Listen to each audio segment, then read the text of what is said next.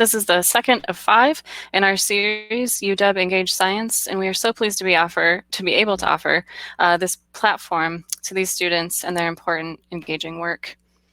As we get underway, I would like to acknowledge that our institution stands on the unceded traditional territory of the Coast Salish people, particularly the Duwamish.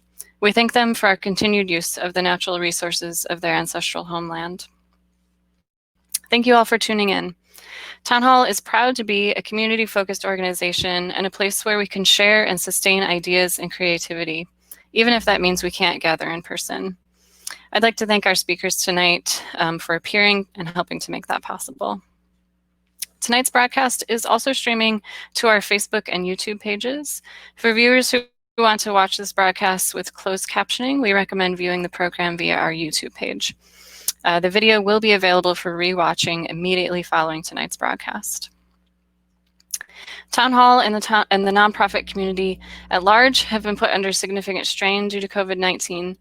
We hope that you will consider extending your generosity to help support us during this difficult time by making a donation or becoming a member. Town Hall's work is made possible through your support and the support of our sponsors. Our Arno Matulski Science Series is supported by Microsoft, KUOW, Wyncote Foundation Northwest, and the taxpayers of Washington. Finally, Town Hall is a member-supported organization, so I'd like to thank all the members watching tonight. Tonight's program will include 3 separate presentations with time for questions at the end. Each presentation is about 20 minutes long. You can submit questions at any time using the Ask a Question field at the bottom of your screen. If you can be sure to address the question to the presenter you intend it for, that would be greatly appreciated. We cannot guarantee we'll get to every question, but we will try to get to as many as we can. And now I would like to introduce our first speaker. Jenna Morris is an ecologist studying the ways forests respond to disturbances like fire and insect outbreaks. Her current research explores how management activities and bark beetle outbreaks interact to shape forests across Western North America, with implications for improving our ability to maintain resilient forests. She is in her final year, working toward her master's from the School of Environmental and Forest Sciences. Please join me in welcoming Jenna Morris.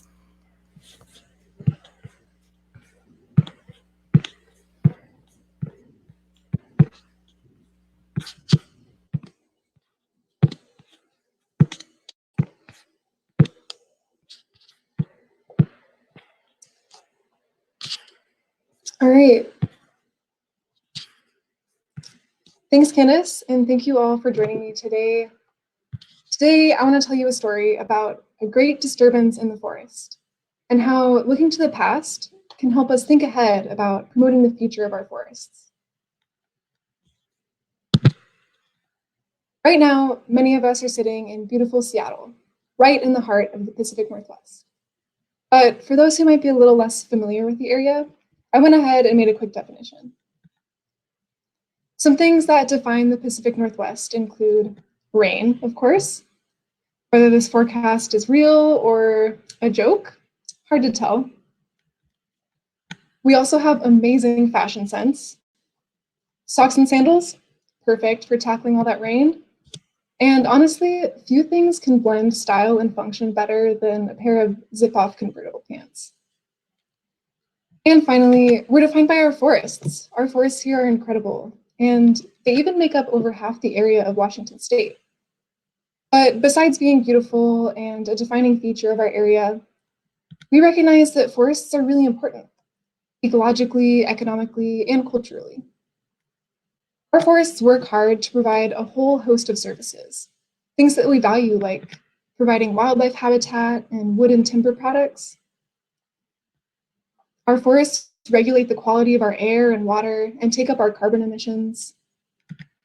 And they provide spaces that we enjoy for things like recreation, as well as for traditional or spiritual purposes.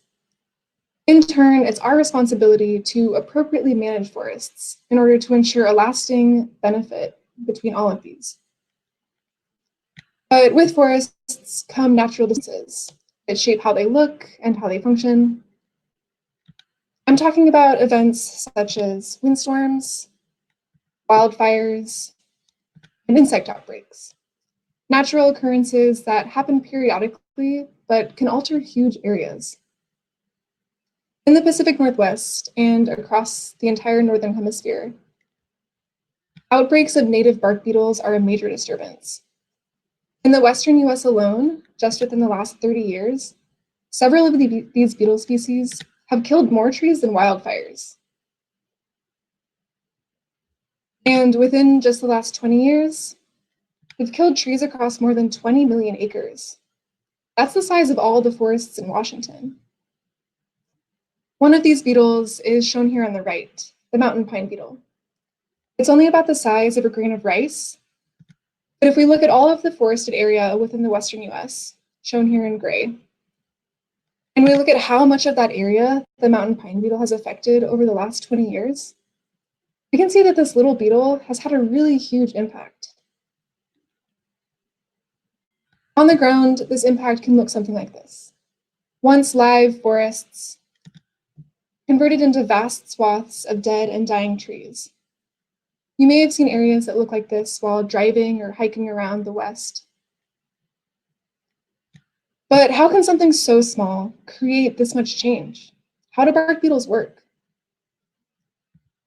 These native insects have formed a complex relationship with conifer trees over thousands of years. During their 1-year lifespan, beetles depend on trees for food, shelter, and to reproduce. But not just any tree will do. The perfect host tree has to be alive, has to be large, and it has to be the right species. For example, the mountain pine beetle I showed earlier likes, you guessed it, pine trees. In midsummer, once a beetle finds a suitable tree, it will bore into the layer of living tissue just underneath the bark. If I cut away from this, you'd find something like this, where the beetle then carves a tunnel up the tree trunk, feeding on the sugars produced by the tree, and laying eggs along the way. By late summer, these eggs hatch, and the beetle larvae carve sideways, continuing to eat and grow. They then spend the winter in these chambers, continuing to develop until emerging the following summer as adult beetles, ready to go out and find and attack new trees. In reality, this looks something like this, where we don't see just one tunnel carved into a tree, but many. And in this process, the beetles end up killing the tree, leaving their signature scarred in its trunk. But the tree doesn't just let this happen. It's got a really powerful tool to defend itself against beetle attack: sap. Trees will use sap to suffocate and push out the beetles once they've bored underneath the bark. But these beetles are persistent. To get around these tree defenses, they'll target weakened, stressed, and old trees that, due to drought, disease, or competition with their neighbors, they just don't have enough energy or resources to defend themselves against beetle attack. Just like how being stressed or overworked can make it harder for our bodies to fight off infection. Typically, beetles exist in pretty low numbers, attacking and killing only those most stressed and weakened trees in an area. But every few decades, climate and forest conditions will align to throw these dynamics off balance. Uncharacteristically warm or dry periods can increase beetle growth and survival, allowing their populations to rise. And they create droughts, which increase tree stress and reduce their ability to defend themselves against these beetles. During these periods, the beetles don't just kill those stressed and weakened trees, but the trees that were once healthy and vigorous as well.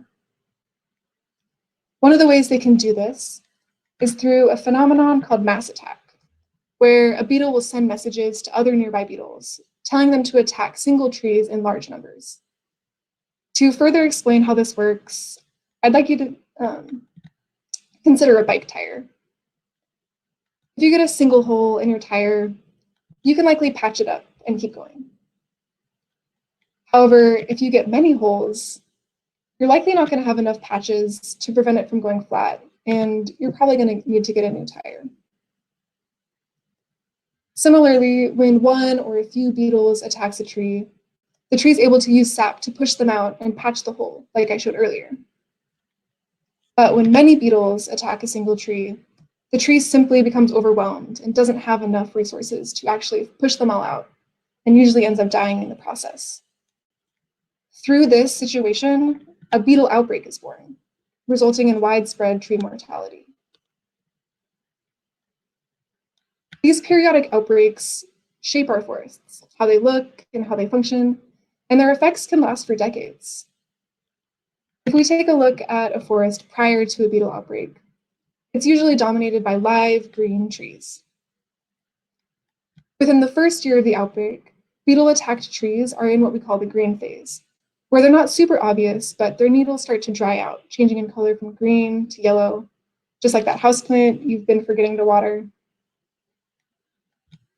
2 to 3 years following the outbreak, beetle-killed trees become more obvious as they enter the red phase. Their needles continue to dry out, changing in color to red and starting to fall off. And by 4 years and beyond, these beetle-killed trees enter the gray stage, with no needles remaining and starting to break down over time. These beetle-killed trees are really challenging from an economic or human perspective. Dead trees mean less timber for harvest and sale, lost tourism revenue and lower property values due to less desirable views, and they pose a safety hazard as these beetle-killed trees break down and fall over time. Yet, from an ecological perspective, beetle-killed trees are really important. They provide wildlife habitat for birds and small mammals. They enrich the soil as they decompose. And they create space for surviving trees to grow into the next generation of forest. However, these typical outbreaks are changing. With climate change, we're seeing those warmer and drier conditions that promote beetle outbreaks becoming more often, increasing both the number of beetles and the number of stressed trees across the landscape. Under these conditions, future bark beetle outbreaks are predicted to become more frequent, kill more trees, and affect larger areas. This raises concerns about the future of our forests and creates a huge challenge for managers tasked with maintaining all of the benefits that forests provide. How will our forests respond to these future outbreaks? As is, are they set up to recover, ultimately recovering their structure and function over time? Or are they vulnerable and not prepared for when the next outbreak or other disturbance comes? What can we do about this situation? Is there a way we can influence our forests to help them recover following these future outbreaks? Well, depending on your perspective, bark beetles are important engineers of forest dynamics, a major source of economic loss, a huge challenge for making natural resource policy, or an environmental threat arising from climate change. While we can't and shouldn't prevent beetle outbreaks from happening entirely, is there a way we can affect how these outbreaks will happen and try to minimize some of these less desirable consequences? The answer may be thinning, selective tree removal. Thinning is one of the most common and effective tools at our disposal to influence how forests respond to these disturbances. How does it work? Well, I'd like you to think about the coffee pot at work. You've got a big deadline coming up for a really important project, and in order to get it done, you're probably going to need a lot of coffee. But if you're competing for that coffee with your coworkers, there's going to be a lot less to go around. And you might not actually get enough to help you complete that project. However, let's say your coworkers get axed, pun intended. Now you're not competing for that coffee with anyone. There's going to be a lot more to go around, and you'll have more than enough to give you the energy you need to complete that project. Thinning works similarly. By removing the most susceptible trees in an area, thinning frees up resources like water for the trees that remain, increasing their ability to defend against beetle attack. Thinning can also promote the growth of trees that are less desirable to the beetles, ones that might be too small or the wrong species to be attacked. On the ground, the effects of thinning can look like this. This photo was taken in a forest about 3 years into a severe mountain pine beetle outbreak. These red trees outlined here have all been killed by the mountain pine beetle. Whereas these trees that are still alive were in areas that were thinned prior to the outbreak. We can see and we have a pretty good understanding of how thinning works generally, but some questions still remain. Namely, how long do the effects of thinning last? And how effective is thinning going to be against these future outbreaks that are growing more uncertain with climate change? That's where I come in. My work addresses these questions, focusing on understanding ways that thinning can influence how forests respond to bark beetle outbreaks. This work takes me to the Fraser Experimental Forest, an area in the Colorado Rocky Mountains about half the size of Seattle. The views here are breathtaking, quite literally, working above 9,000 feet. But why did we drive all the way to Colorado when plenty of forests in the Pacific Northwest have been affected by bark beetles? And what is an experimental forest? Well, Fraser presents a really unique opportunity. Experimental forests are essentially outdoor laboratories, forests set aside for research purposes.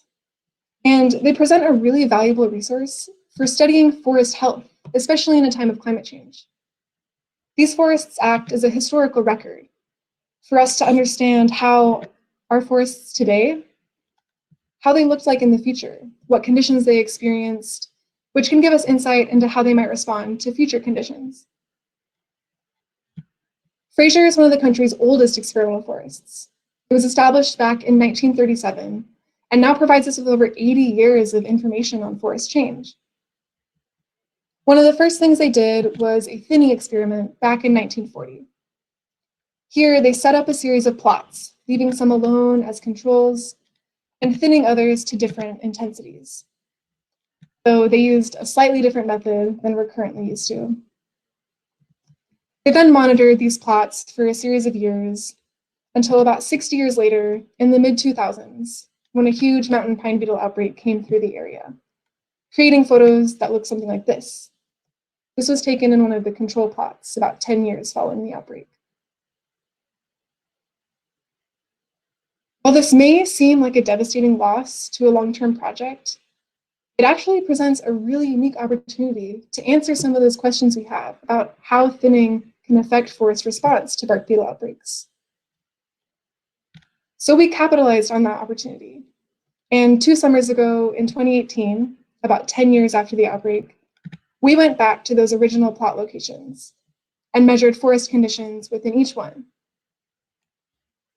Over the course of 2 months, for over 4,000 trees, we measured whether they were live or dead, what species they were, their size, and examined them for signs of mountain pine beetle attack.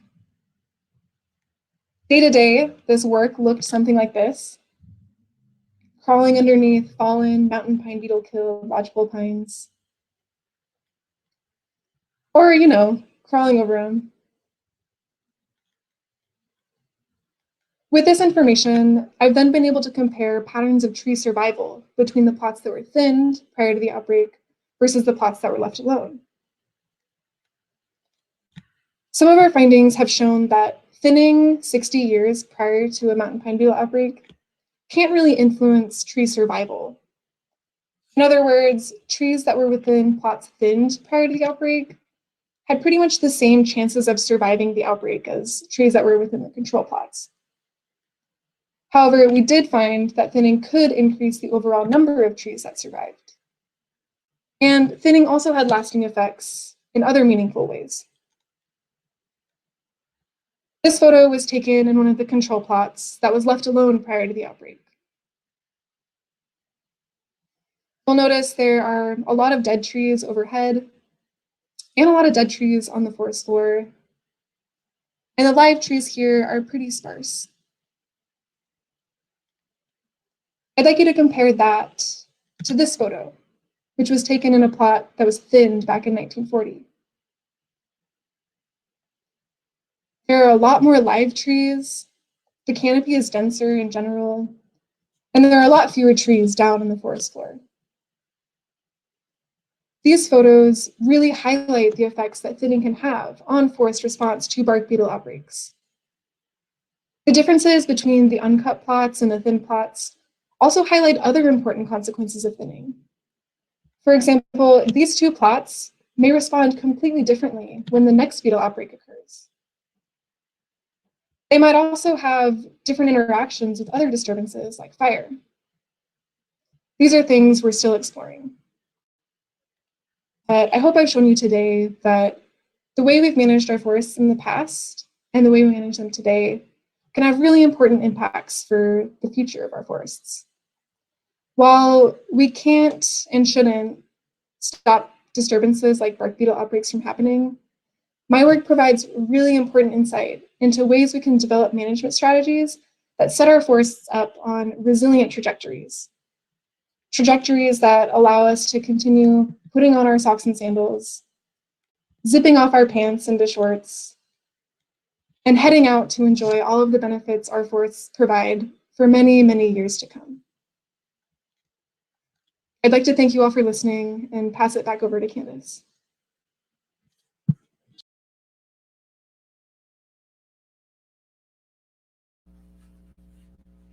Great, thanks so much, Jenna. I know that we all really highly value our forests. We're so lucky to have such beautiful forests in the Pacific Northwest. So I'm so happy to know that you're doing that work. Our next speaker is Jiwoon Park. She is a PhD student in chemical oceanography. She studies organic molecules that are produced by marine microbes to efficiently take up metals, for example, iron and cobalt, for growth. Please join me in welcoming Jiwoon Park.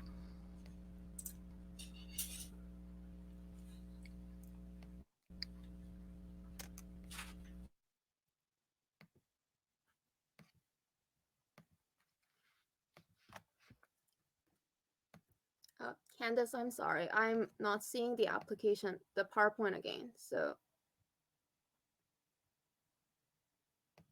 let's see. Do you want to try and just refresh your page? yeah, sorry. No worries.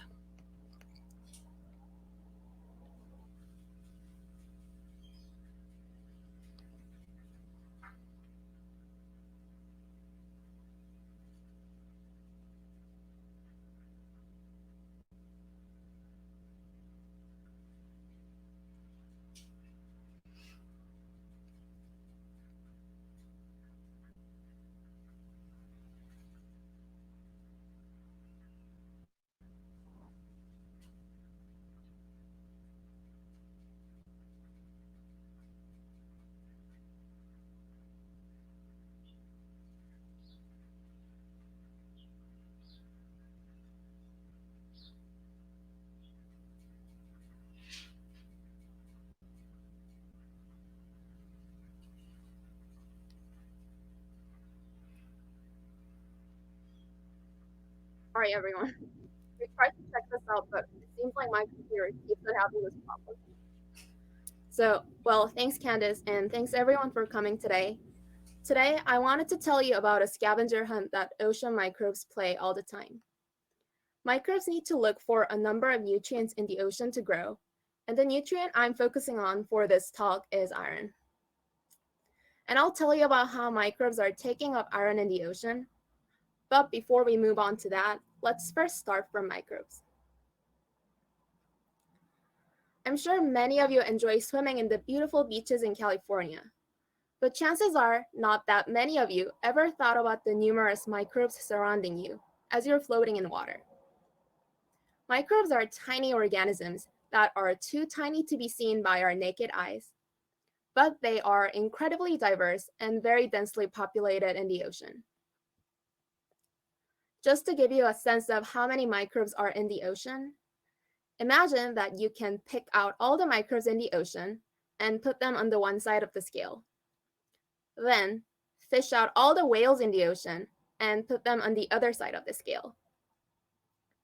And maybe you can already see where I'm going with this.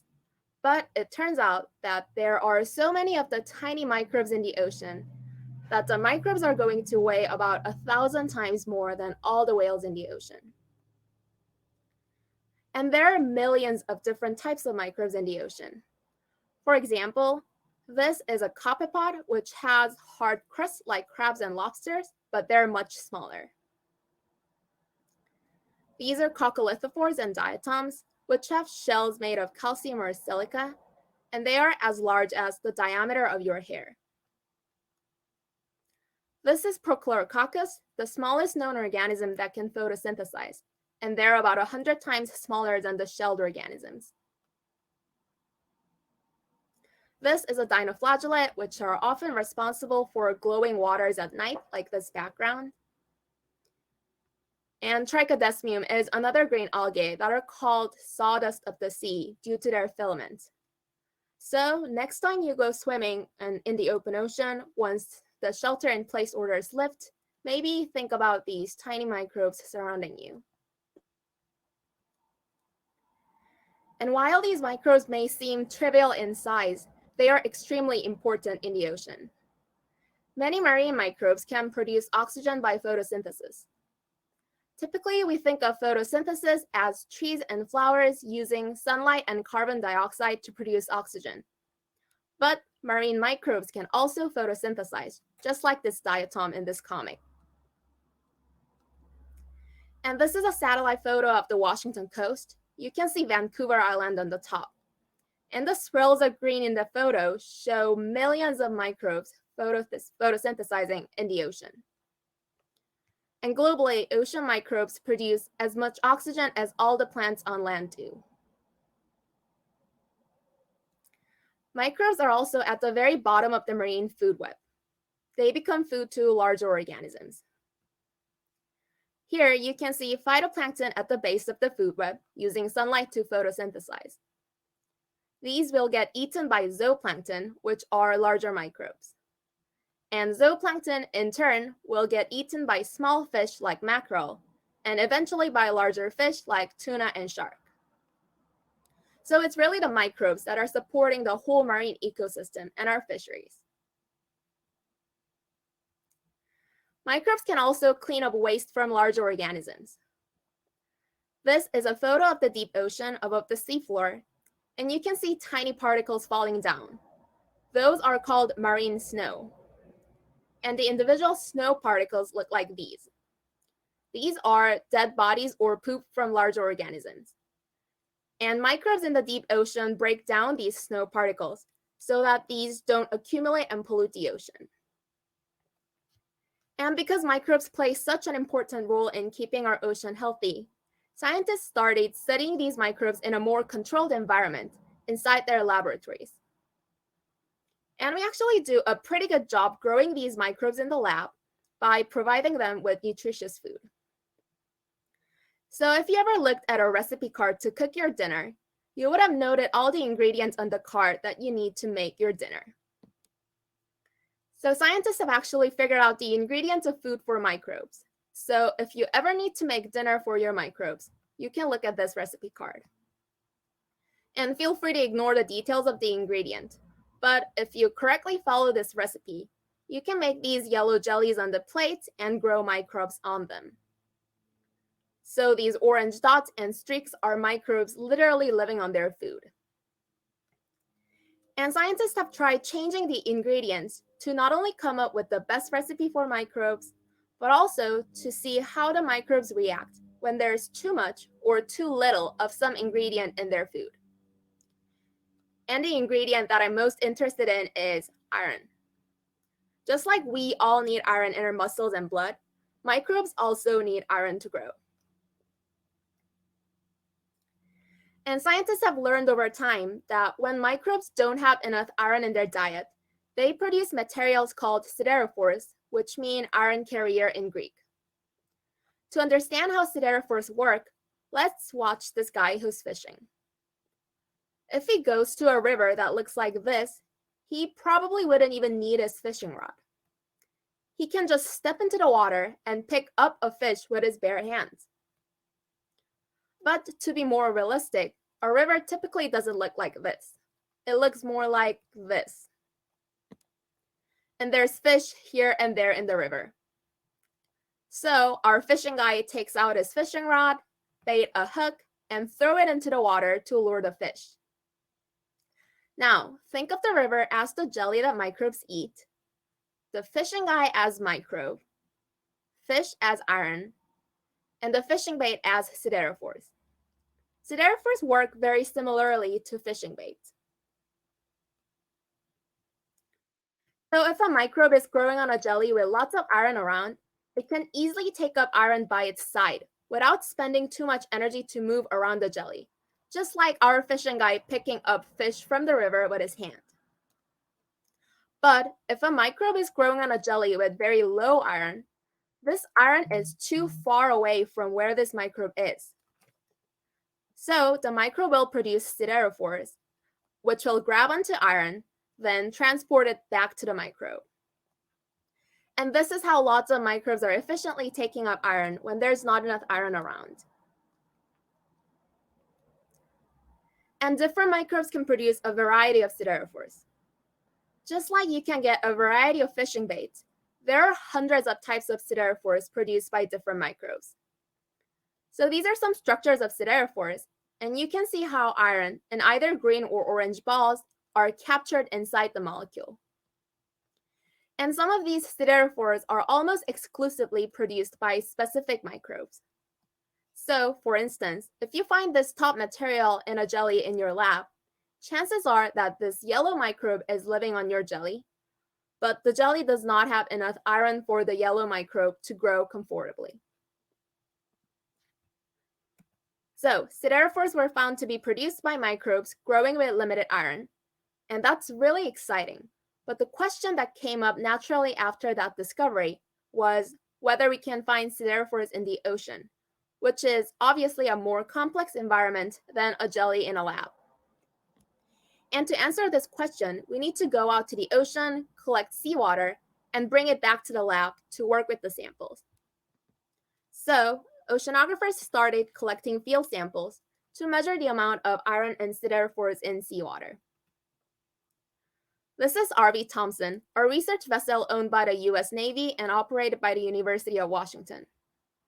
The US Navy has more than 400 research vessels, ranging from tiny boats to ships that are 400 feet long. And scientists can go on these ships to the open ocean and collect seawater samples. And in the early stages, people literally used a bucket attached to a stick to dip the bucket into the ocean and scoop up seawater. Now we use CTD rosette samplers. These large metal frames are called rosettes. And the rosette can hold onto dozens of water sampling bottles that look like this. These bottles have stoppers at the top and the bottom. So when you deploy the rosette from the ship, you need to open both stoppers at both ends. Then you can program each of the bottles to have the stoppers shut down when the bottle goes down to a certain depth underwater. So here you can see that the bottles on the right have their stoppers closed. And when the stoppers shut down, seawater from that depth will get trapped inside the bottle. And this is how oceanographers are collecting large volumes of seawater nowadays. And when people analyze these seawater samples in their labs, they found out that there's very, very little iron in seawater. Iron in the ocean comes from land dust. Dust contains iron from the Earth's crust, and strong winds often blow the dust away from land into the ocean, as you can see from the photo. And when dust falls into the ocean, a very tiny amount dissolves in water. But most of that dust reacts very fast with oxygen and water and turn into rust particles. And microbes, unfortunately, cannot use rust particles to grow. So they have to rely on the portion of iron that is dissolved in seawater. And dissolved iron in the ocean is really, really scarce. For instance, when you make a cup of morning coffee, you need to add 2 tablespoons of coffee in your cup. If you're making artificial seawater, you'll have to add 2 tablespoons of iron and 100 million cups of seawater. And because there's such little iron in seawater, when we're not careful with collecting and handling seawater, iron from other sources can get into seawater and contaminate our seawater samples. In fact, there are way too many sources for potential contamination when we collect and handle seawater. For instance, you can see rust on the back deck of the ship where we handle the CTD rosette. Or this is a lab inside the research vessel, and you can see all those metal pipes and chains and surfaces that are not very clean. The frame of the CTD rosette that we use to collect water is made of steel. When we take out seawater from the sampling bottles from the rosette, dust in the air can fall onto our samples.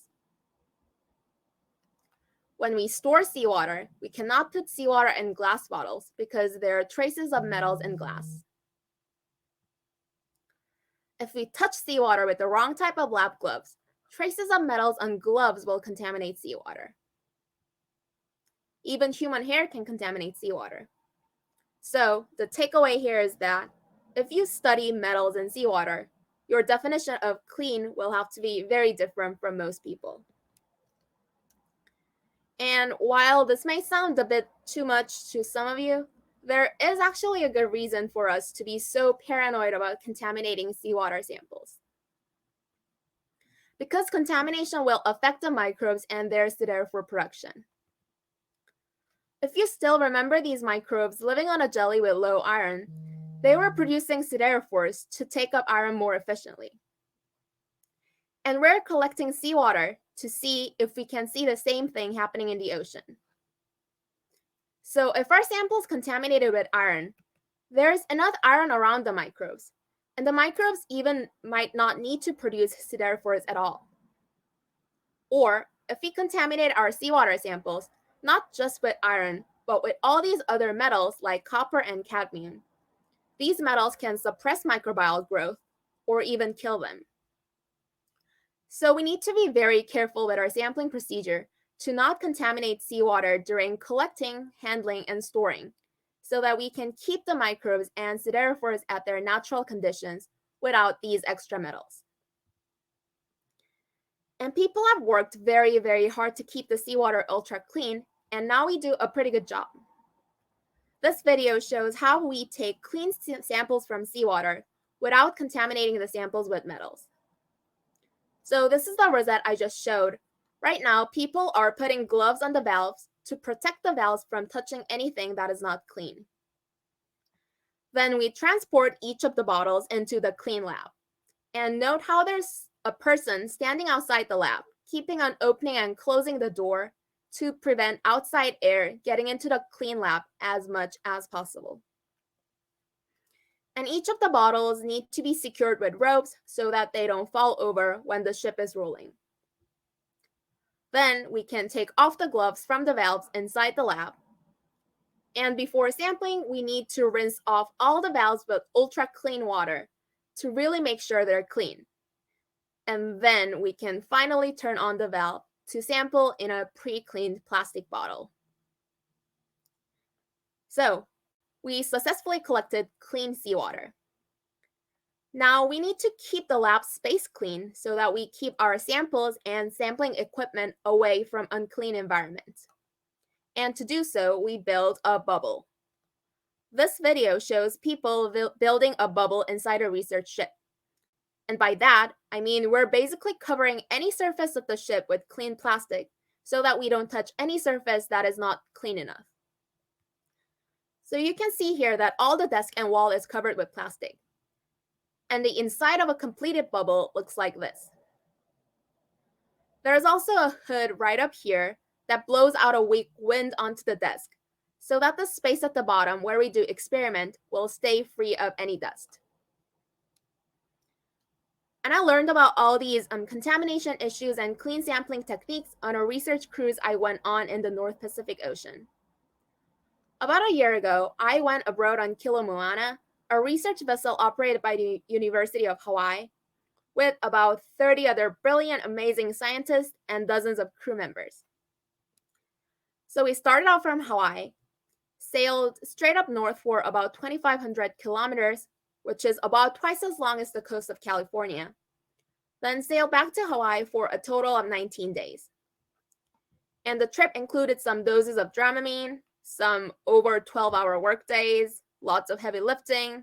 We sighted dolphins at either 10 p.m. or 2 a.m. one night. And we had a great time with the scientists and ship crews. And of course, we got lots of samples. And we came back to our lab with clean seawater samples and found some interesting things. We found that siderophores are very rare in seawater. Just to give you a sense of how much siderophores exist in the ocean, I'm reminding you about how we compared the amount of iron in seawater to a cup of morning coffee. 2 tablespoons of coffee in a cup of water, 2 tablespoons of iron in 100 million cups of seawater. It turns out there are 2 tablespoons of siderophores in 1 to 10 billion cups of seawater. And even though this is such a low amount of siderophores in the ocean, we still believe that these are important for microbial growth because siderophores are just so effective at grabbing onto the surrounding iron. We also found that different types of siderophores exist along our ship track. And we're still investigating why we only see certain types of siderophores on the northern end versus the southern end of the track. But it might be due to different ocean environments between the two ends. For instance, the closer we get to the south, the waters get warmer and saltier because it's closer to the tropics where warm temperature causes lots of evaporation. Or if we get closer to the north, the water gets colder and fresher. And the difference in these water properties results in different types of microbes living in each environment. Just as we only find these types of parrots living in the tropical rainforest, while we only find the polar bears in the North Pole. There are different types of microbes that grow better in warmer and saltier waters, or in colder and fresher waters. And finally, we are currently working on linking the individual siderophores I found from seawater to these different types of microbes that produce them. And this will help us to get a better understanding of how microbes in the North Pacific across the different water masses are interacting with iron and how that ultimately impacts the chemistry and biology of the ocean. So thank you for listening, and I'll be happy to take any questions later on. Great. Thanks so much, Jiwoon. Just want to give everybody a reminder that we are going to be doing questions at the end of this last presentation.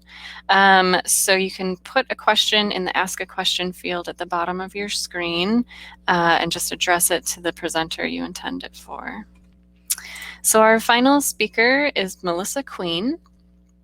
Melissa is a graduate student in computer science and engineering, where she looks at the intersection of biology and computer science to try to develop new and efficient ways to store and process data.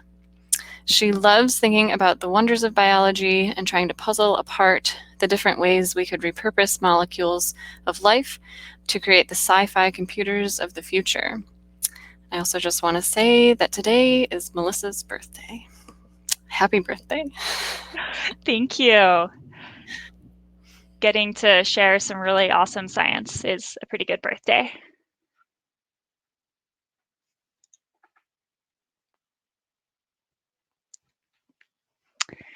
At the start of this year, I flew to Virginia to attend a funeral. My boyfriend's grandmother had passed away, and in preparation for the memorial, his family spent a lot of time scanning old family photos. These were photos of treasured memories, and they brought up many heartfelt and sometimes funny stories. We all have treasured photos that we want to keep safe long into the future.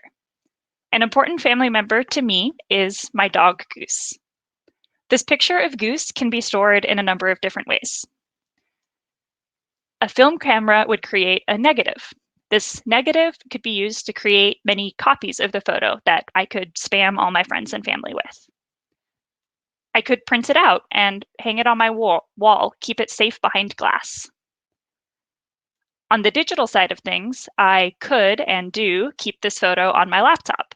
But computers crash and become obsolete, so I have to make sure to keep a backup and make sure to transfer it to every new device.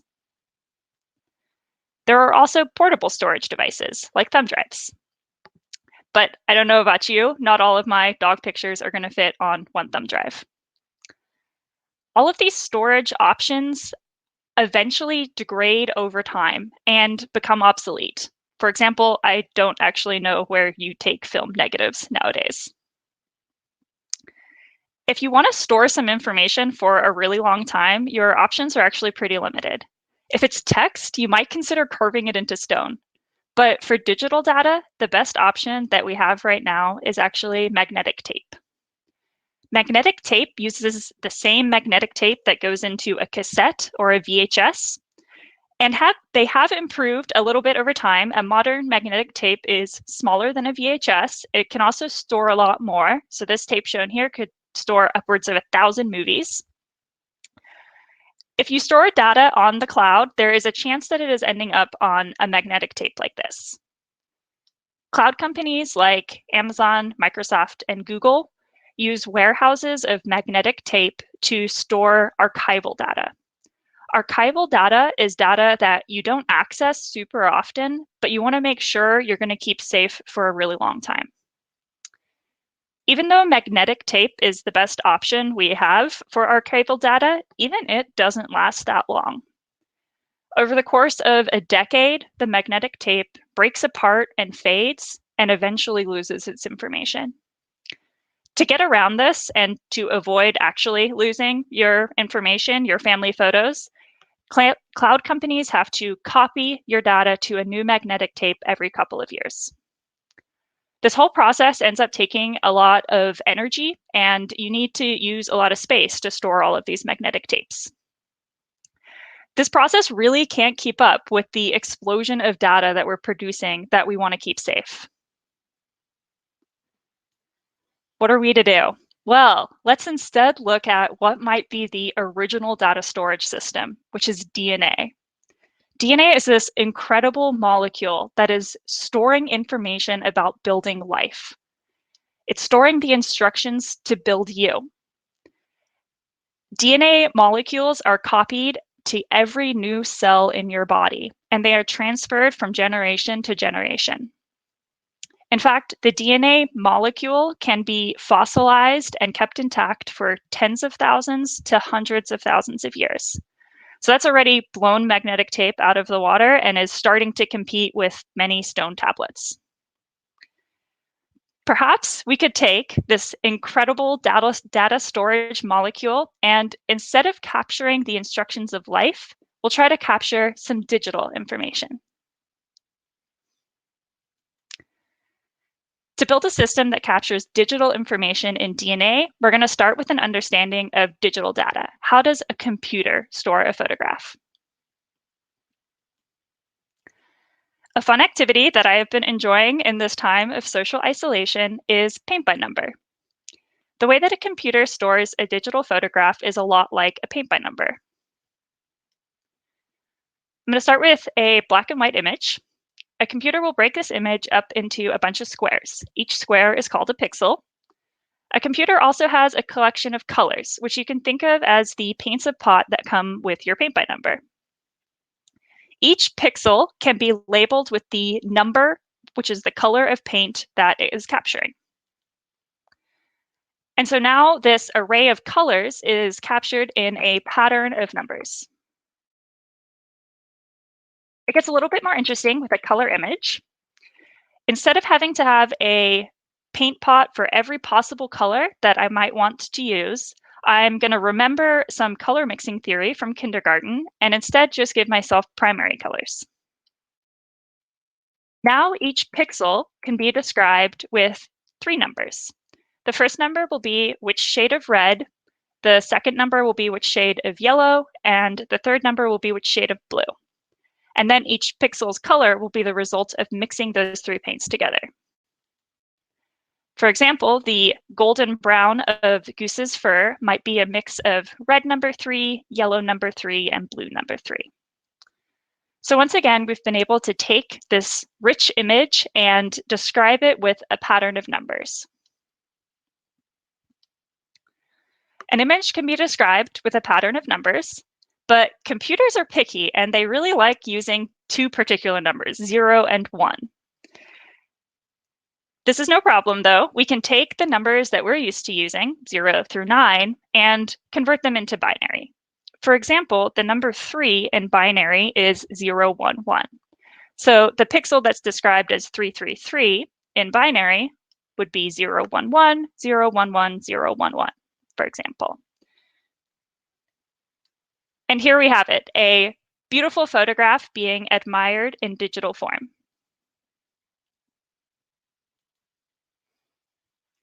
What does information that's stored in DNA look like?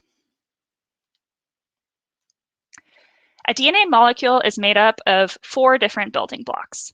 These building blocks are the rungs of this twisted ladder in this image. They are the dark green, dark purple, and light purple. These 4 different building blocks get given the nicknames A, T, C, and G. And this is just the first initial of the long chemical name for each of them. A DNA molecule is then a long pattern of A, T, C, and G. There is a very special particular pattern that makes up the DNA in your cells that describes you. And it's different from the pattern that is in my cells that describes me, and it's different from the pattern in the ancient fossilized DNA of woolly mammoths. To build a pattern that will describe a digital photo, we need to build a translation. Think for a moment about language translation. So right now I'm speaking to you in English, but if we all knew Morse code, I could convey the same information in a pattern of dots and dashes.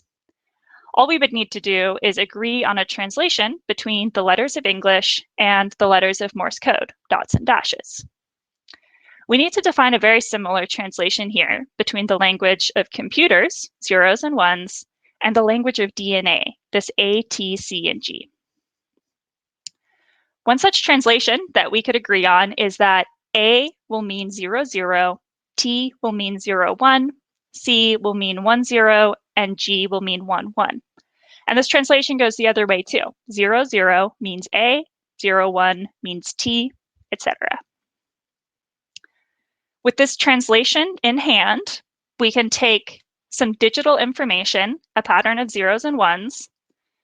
We can apply our translation to translate this into a pattern of A, T, C, and G. With this pattern, I can go to chemists in the lab and they can build a DNA molecule block by block that is capturing this pattern. And so for the first time, now we can admire our digital image, our photograph in the language of DNA. Of course, science and engineering are rarely straightforward, so you won't be surprised to hear that there are a few obstacles that we have to overcome to actually build this system. The first obstacle is that printed DNA strands are short. A photograph is a really long pattern of zeros and ones, upwards of 1 million zeros and ones. So it's going to translate to a really long pattern of A, T, C, and G, which is a long molecule. Because of the machinery that we use to build these molecules in the lab, it's really hard to build a really long one. And instead, it will be created in a bunch of short chunks. The problem here is that when all of these pieces are floating around in water in a test tube, they get all mixed up. And we lose track of which pieces belong in the front, which pieces are in the end, and where are the middle pieces. The second obstacle is that we want to put multiple files together in one test tube. It's not super useful if I have to have a new test tube for every single photograph that I want to store. It's better to have a whole album all together. The problem is, again, when the DNA pieces are floating around together, I lose track of which is which. So if I just want to look at one photograph out of my whole album, I don't have a way to go in and just select out those pieces. They get lost in the crowd. So these are the two obstacles we're going to have to overcome. Printed DNA strands are short, and we want to put many files together in one test tube. Another excellent sheltering in place activity is jigsaw puzzles. Jigsaw puzzles are also a great way to look at the tricks we're going to use to overcome these engineering obstacles. This photograph is too large to fit on one of those short printed strands of DNA, but we could break it up into smaller pieces. Additionally, we could even give ourselves some clues and label each of these pieces with a label that will tell us where in the photograph it came from. So this would make for kind of a boring jigsaw puzzle, but it really makes our job easy when we need to reassemble it into a photograph. If I have multiple photographs, I am then going to have to break up both of them into puzzle pieces. Now I have a bit of a problem though, because I have two pieces labeled number 1 and two pieces labeled number 2. And if I tried to reassemble this puzzle just based on those labels, I would get a perhaps artistic, but certainly undesired mashup of the two of them. Once again, we could add a label though. So I'm going to say that the pictures of goose on the beach are the blue puzzle pieces, and the picture of goose in the forest are the white puzzle pieces. Now, even when they get all mixed up together, I can still tell which of the photographs each piece belongs to. We're not quite out of the woods yet. I can tell which photograph each piece belongs to, but I still have to sort of sort them all apart. And that sorting apart gets really difficult, especially if I have a lot of photographs in my album. To make it easier to sort out just the pieces of the puzzle that we care about, we're going to use a really cool trick.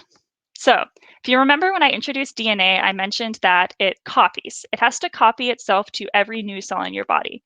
In fact, you started out as just a single copy of DNA in a single cell. And that DNA was copied into every single new cell in your body. There's a copy of DNA in each of the now 30 trillion cells in your body. The machinery that copies those pieces of DNA in your cell can be brought into the lab and used to copy our DNA pieces as well. We can, in fact, direct this process to only copy particular types of DNA. In our case, we're going to ask it to just copy the blue pieces. We can do one round of copying, and it will go through and copy each of the blue puzzle pieces, which will give us 2 times as many blue pieces as we started with. But we can do another round of copying. And the second round is going to go through and it's going to copy both those original blue puzzle pieces and also each of the ones that we just created. After that round of copying, we're going to have 4 times as many blue pieces as we started with. Another round will give us 8 times as many. After just 10 rounds of copying, we end up with an overwhelming number of just blue puzzle pieces, 1,000 times as many as we started with. This process is called polymerase chain reaction. Polymerase is the name of the machinery that does the copying, and the chain reaction refers to this doubling that happens every round. Polymerase chain reaction, or PCR, is an incredibly powerful tool that gets used for way more than just this application in our lab. It is a tool that gets used across biology and chemistry and medicine. In fact, it is an important part of the COVID-19 testing that is being developed and happening right now. After using PCR to flood ourselves with blue puzzle pieces, we can then take just a small handful out of that whole big pile. So we're just going to take a small sample of DNA out of the whole test tube. Because we have so many blue pieces, we are almost guaranteed that that small sample is going to be just blue puzzle pieces. We can ignore the big pile and then just focus on that small sample when we are looking to reassemble our photograph.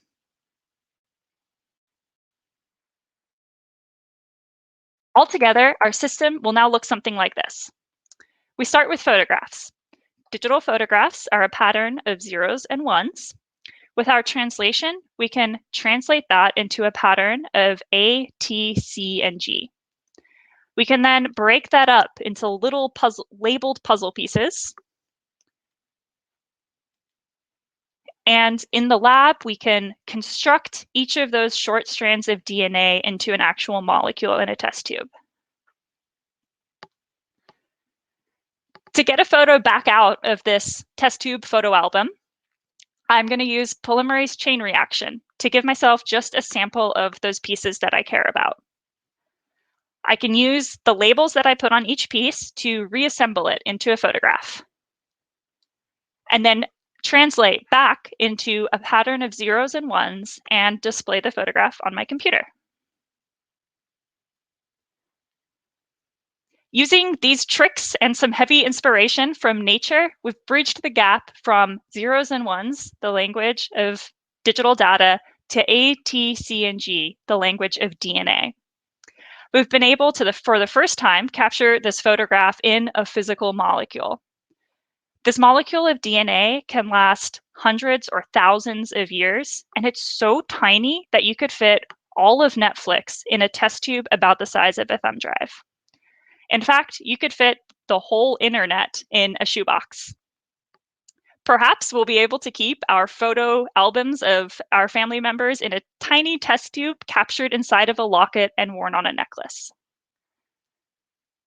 By storing our digital data in DNA molecules, we can save on space and energy and make sure that our most precious data and treasured memories are going to last long into the future.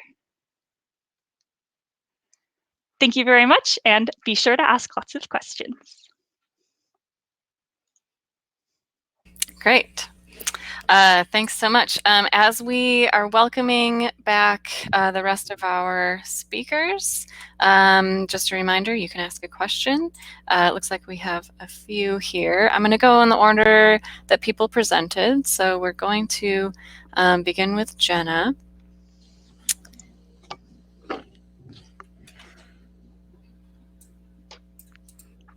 All right.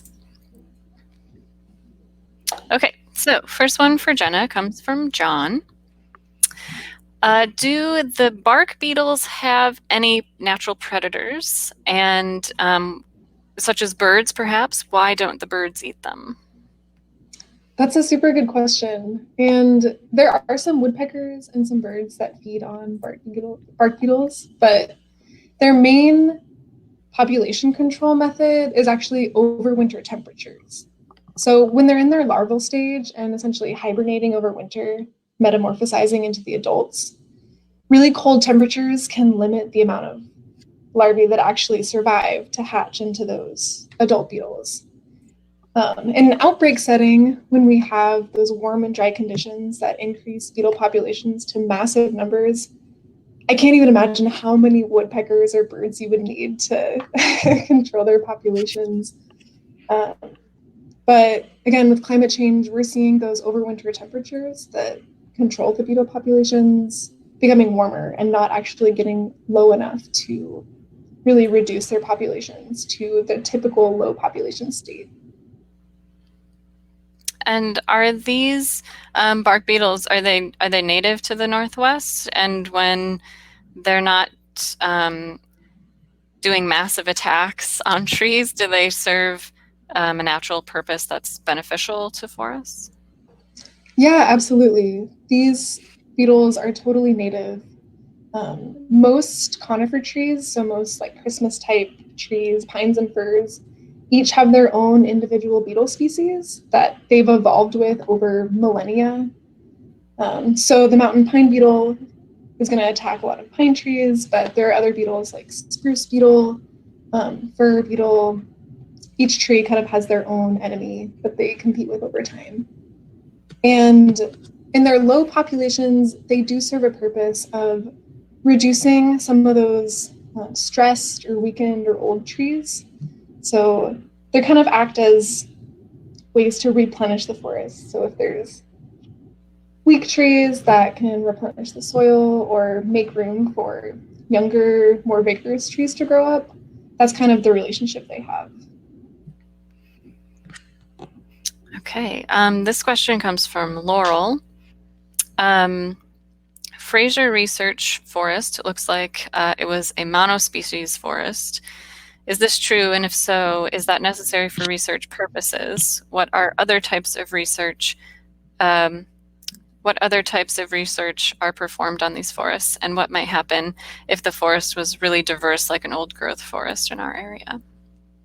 Those are all really awesome questions. And please remind me the later questions if I forget to answer all of the parts. But Fraser is pretty typical of a subalpine forest. So there are 3 or 4 main trees there.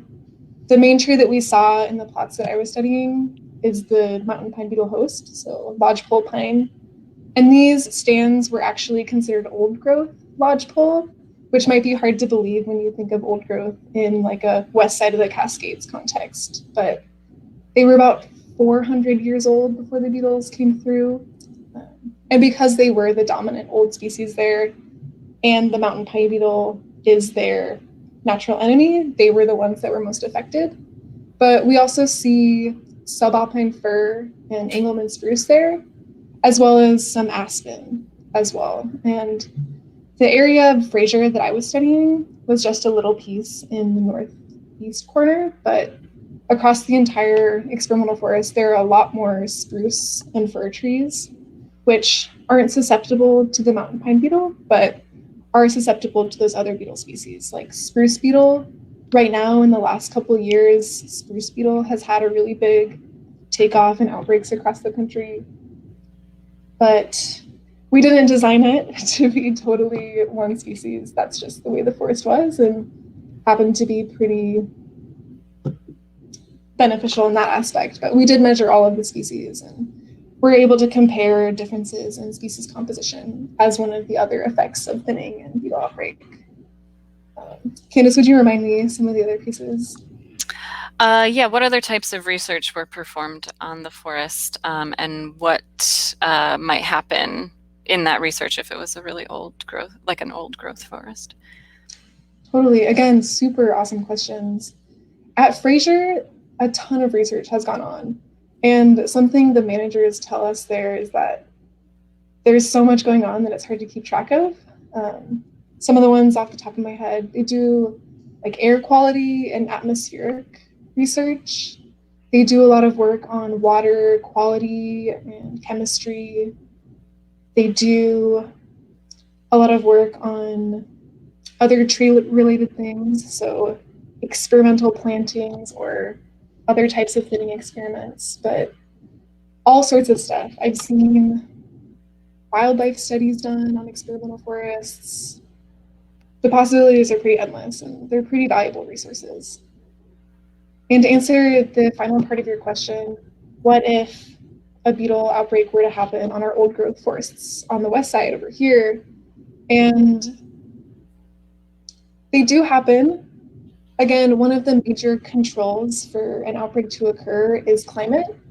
And over here, we typically don't have as much susceptibility to those warmer and especially drier conditions. So we're pretty lucky to have forests that are super productive and receive essentially a lot of the rainfall and other things to keep them with a big arsenal of sap ready to push out the beetles. But because the beetles target these older trees, if an outbreak were to come through the area, those old growth, giant Douglas firs and hemlocks and cedars would probably be the ones preferentially attacked. But I'm sure it would take a lot of beetles to take down some of those guys. Okay, great. Thanks so much. Really interesting presentation. So great job. Thank you. Next, we'll take questions for Jiwoon. So this one comes from John. How do bacteria take the iron out of the siderophore, or take the fish off the hook, as your metaphor tried to explain? Yeah, that's a great question. So microbes have these parts that are called receptors at their surface, and these receptors take the siderophore and iron all together into their bodies. and they have enzymes that help the microbes to break down that iron siderophore complex inside their bodies. So it would be kind of weird to compare it to humans, but it would be like eating the fish and the bait together, then let your stomach digest things. And when you went on your trip on the boat, how did that have any impact on maybe the way that you'll see yourself doing work in the future? Did you enjoy that? I think of myself being on a boat for that long, and I would not do well. Well, the biggest problem, obviously, is that there's no Wi-Fi, so you are separated from the world for 3 weeks, and that, I mean, there are like longer cruises. If you need to go to the southern hemisphere, it usually takes like over 6 weeks. But I think it was a very valuable experience because that's when you really get how important it is to like keep everything clean, and that's like where you know where your samples are coming from, and like you learn about the decisions you need to make, you know, when you're collecting samples, because these are expensive and you can't like go out there all the time when you want, right? So you want to get the most out of it, and you learn how to like design experiments and stuff. So it's a really great opportunity, and I mean, I really enjoyed it. It was very helpful also that I'm not very prone to seasickness, but it definitely helped me like this field a lot more. Cool. And can you explain with sort of a concrete example what you hope to do with the conclusion of your research? Oh yeah, sure. Yeah. Well, so I think a close goal is to identify like which compounds are in the ocean, and like if we can actually like match them to the microbes that are living in that part of the ocean, because most of the siderophore studies that were done so far has been in laboratories, so we don't even know like if those microbes are like actually common in the ocean, or if they have like an advantage over other microbes in the ocean to have these molecules produced. So I think our first goal is to see what compounds are out there actually, and what compounds we can detect. And then from there, we can tell which microbes are which microbes are growing most efficiently in the ocean. And because different microbes have different capability to take up carbon dioxide and like produce oxygen or turn them into carbon that gets buried into the ocean, that has like impacts for like how efficient it can take out the carbon from the atmosphere into the ocean, which would have future implications, especially in a time of climate change and like all the carbon dioxide getting into the atmosphere a lot. So it would be important to like, to summarize that, it would be to clarify which compounds exist in the ocean, and then tie it into the microbial community so that we can get some idea about how these communities are shaping the carbon cycle. Okay. Sounds like that's a lot of work. It also sounds like it's a kind of growing field too. So thank you so much for your presentation. That was really excellent. And finally, questions for Melissa. So the first one comes from Jenna. How different are the operating and monetary costs between our current data storage strategies versus sorting data as DNA? Great question.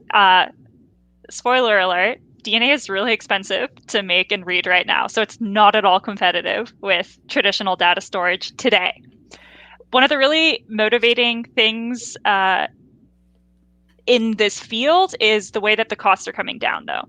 So a lot of that machinery that chemists use to build the molecules, and even the machinery that we use to take a molecule and look at what are its building blocks, are plummeting in price and becoming faster. And a lot of that is being driven by medicine and all of the interest in understanding genomic DNA. So a lot of that machinery, we as computer scientists haven't been having to adjust and try to fix, and just very naturally, the field has been improving those every year, every month almost. So we are expecting it to become more competitive with digital DNA on the timescale of like decades. Great. And then this question is from John. How long does it take to get a photo back out of the test tube once you put it in? Yes, another great question. Also pretty related to what I was talking about with technology improving. So one of the really popular ways to read a DNA molecule, so to figure out what is its pattern, is using what's called a sequencing machine that is about the size of a mini fridge and costs like $500,000. And that would take maybe an hour to run, collect the data, and crunch it on a computer. But there are these new emerging technologies called nanopore sequences that are much smaller. Well, some of them are actually like thumb drive sized and can plug into a laptop. And those can operate really quickly. So if you have a sample of DNA that's prepared for that device and you put it in, it can run in a couple minutes and give you some results out.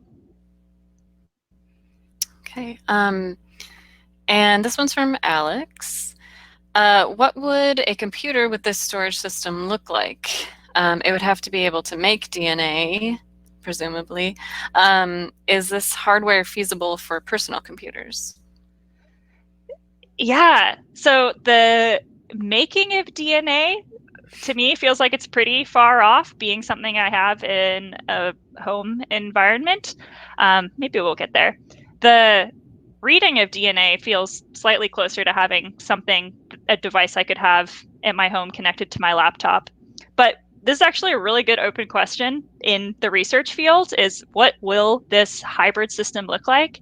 And there are some strong thoughts on like maybe it's going to end up in more like a cloud storage system. So you don't have these devices in your home, but there is a warehouse of them somewhere, and I pay to be able to use them as a service.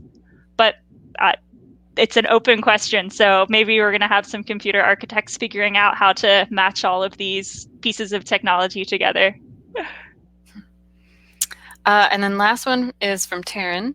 How are changes to data handled for DNA storage? For example, if I rearrange my albums or edit all of my photos, how feasible or efficient is it to update the DNA? Well, that's another great question because this goes into sort of another side of the research that I'm pursuing, which is called data processing. So it's exactly that, wanting to update data while it is in DNA form. And it's really an open question. There's a couple things we've figured out how to do. Some adjustments you might be able to make, but we really don't know how to make all of the changes to our data that we might want to make yet. And we're still building systems to try to do that.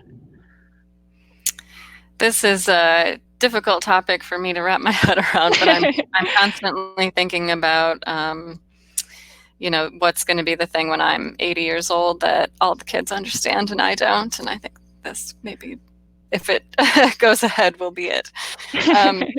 Thanks so much for that presentation. It's very interesting. Thank you all again so much for your presentations. This was a very entertaining evening. For everybody that's watching, thank you so much for joining us. If you're interested in future town hall programming, you can follow our Crowdcast channel by clicking the follow button at the top of the screen. Thank you again so much, and everybody have a great evening.